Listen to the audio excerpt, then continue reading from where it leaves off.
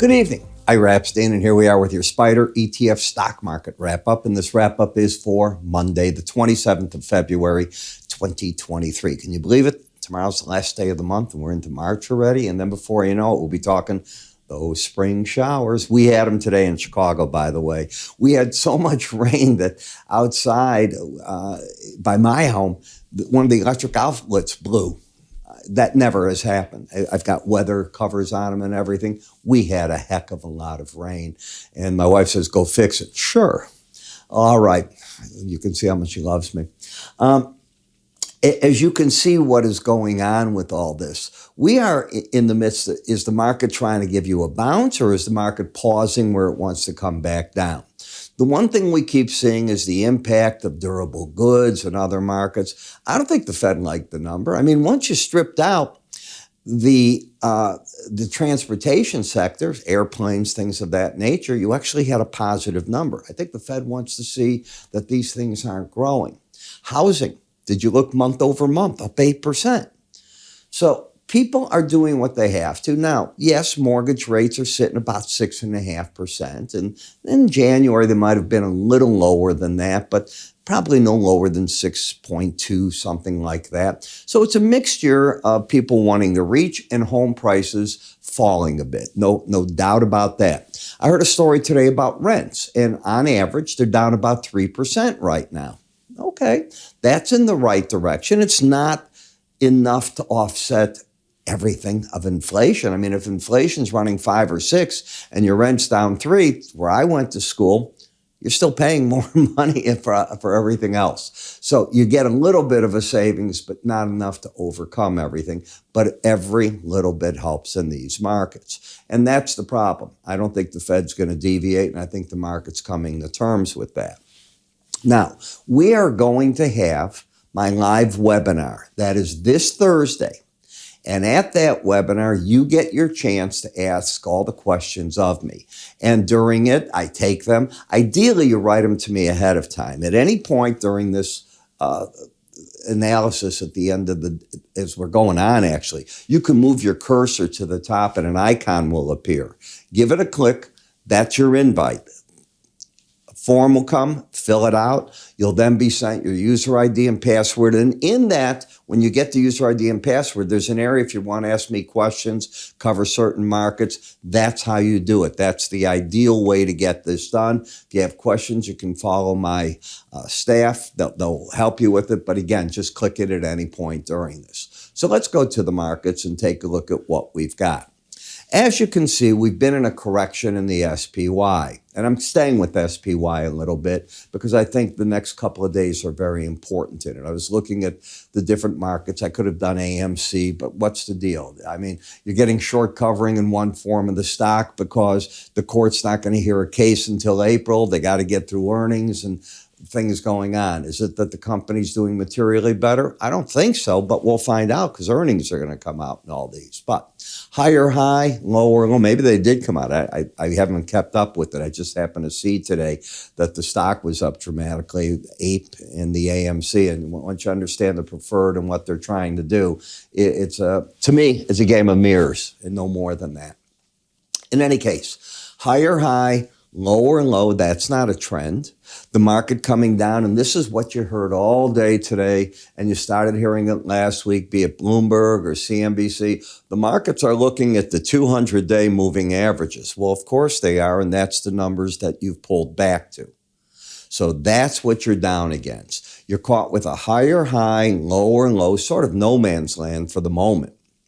If the market starts down, it's got to prove it can stay under the Bollinger Band. You only do that 5% of the time, and that you can slice through these numbers. You're going to need some important data to come out to scare the market to do that. So what could happen here? Well, you're oversold. You're in a support. You can lolly-dolly. You can get a short covering rally. I don't think you can start an uptrend with any of this. So I can see the pros taking the money off the table, and I think they took it on the first challenge of the Bollinger Band, not waiting for these lower averages. That's what I would have done.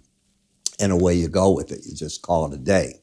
When we come to the gasoline, I'm just waiting. Look at how this keeps narrowing in. It's exactly what I wanted it to do. The narrower this gets in sideways action, the bigger the eventual move. Now, I'm hoping, doesn't mean I'm right, that this resolves itself eventually to the upside as we get into the spring and summer months. I could be wrong.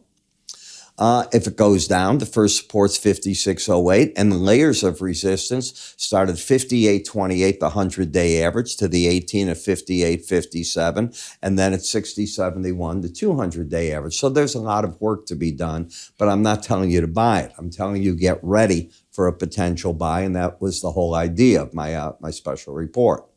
In NVIDIA, you are overbought at an upper band so long. I know you're going to hold it and tell me this thing's going. Ira, you don't know we're going to 300 on this move, and I wish you the best. You just might. I am not seeing that. I'm seeing the resistance up here in an overbought market. It had a nice run. I think you'll have other chances, and that's what I'd be doing. I think people will deploy their money elsewhere. Did you hear today that who's number one richest person in the world again? I have an article from Bloomberg dated in January that he'll probably never be the richest person again, given all the reasons. Okay, that's wrong, whoever wrote that. Today, he was the richest man in the world. Doesn't matter when you're that rich, if you're the richest or not. Mr. Arnault slips back. Okay, so what? It's back and forth. These are titans by any stretch. You can see how the market is fighting here. And what is really happening in Tesla? Sideways action. So we're going to have the earnings. We're going to have all this. We're going to hear about the cars. They're going to come out with a Model 2. That's what they need. This car is 12 years old now. I'm tired of looking at it. That's a long shelf life for something that keeps looking the same. And you do lose the buyers, and now they got all this new competition. So I'm probably wrong, but I don't think so. There's a reason Ferrari changes its looks, Aston Martins, Cadillacs. I can go on and on. Chevys, okay? It doesn't matter. You always want to give yourself something else. And they've had a phenomenal run with the same old horse. I hate to say it. It's a great old horse, a great car. Been in them. I love them for what they do. I'm not a fan of the styling. That's all. When you come to XLF, lower highs, lower lows, fighting right through here, not seeing anything that I like. I get away from being oversold. I get interested. But in the financials, what do you want to own that for right here? This market, there's nothing bullish on that chart. In the industrial sector, you have a higher high, lower low, caught in the sideways action of a Bollinger Band where you generally get hurt.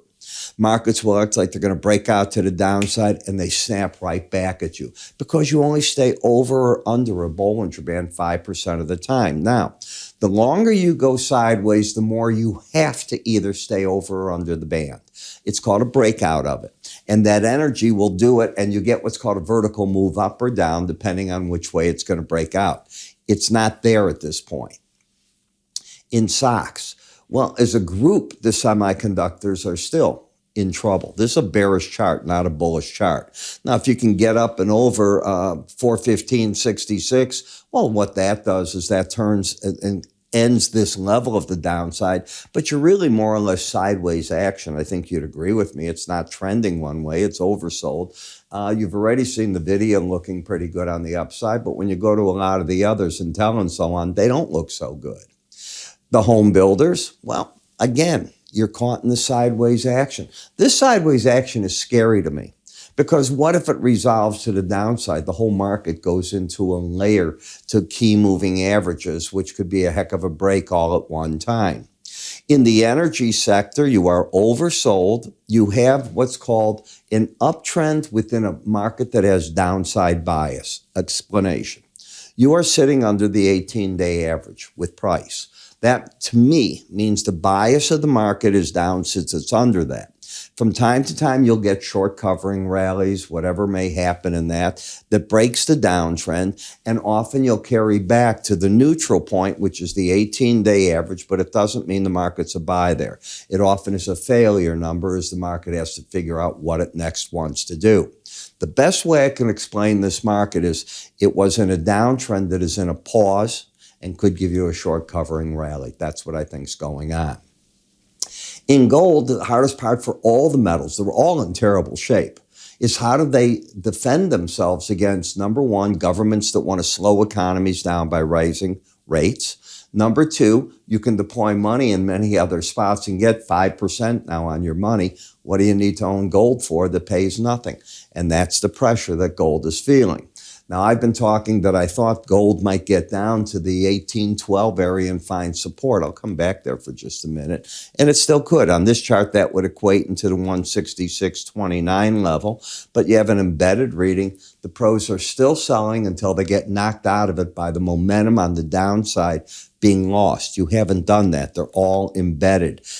Not copper. Copper hasn't embedded. It just oversold. Each time it's hitting the Bollinger Band, it's bouncing, but it's going nowhere. Bear market bounces. What's the bias been? Since February 1st, once you got under that 18-day average, it stayed there. That's the importance of filters. If you look at a chart and you don't have filters on them, you generally can't figure out what's going on. You're just trying to catch each little wave. You're never going to succeed with that. At least I've seen that over the years. Could you? Maybe you could. I don't know. I can't answer no to everything, but it's typically not. You need to figure out longer-term, shorter-term strategies. Day charts are shorter-term strategies. Weekly charts are longer-term. But the principles are the same on both. If you're under the 18-day or 18-week average, your bias is down and you should be looking for downside strategies, not upside ones. TLT, the same thing. You're fighting at the 100-day average, but you're under the 18 and you have an embedded reading. I think the pros are selling these markets short. UUP, the dollar. If that red line closes under 79, something's wrong. That will likely lead to price and the 18-day average coming together. Until that occurs, each one of these breaks are getting bought on this pullback, with the trade looking to get back to the Bollinger Band each time, and it runs into that serious resistance right against it. There's also a window envelope you can put on these, and that comes in a little closer than that number. Some people use window envelopes with a deviation from, let's say, the 18-day average or the 20-day average. I use it and created it the same theory, but off of swing line highs and lows, and they serve me much better in my analysis. In FXE, keep your eye. This is the one that's ready to pop. If it closes over 21, look for a challenge very quickly of 98.85. So it's not far away from here because you're at 97, 94, but it ends something else. It ends that uptrend in the dollar because 40% weighting of the dollar is the euro. So you put it together, you come up with your game plan. And the last part of your game plan, come visit me on Thursday and bring your questions. Actually, ask them ahead of time after you register. Remember, just give a click up here. You'll see the icon, register for the live webinar. It's free, 12:30 p.m. Central Time. It only lasts 20 minutes. Start, stop, done, and no, you cannot get a recording of it. Attend or you don't get it. I'm Ira Epstein. You have a great day. I'll see you all tomorrow.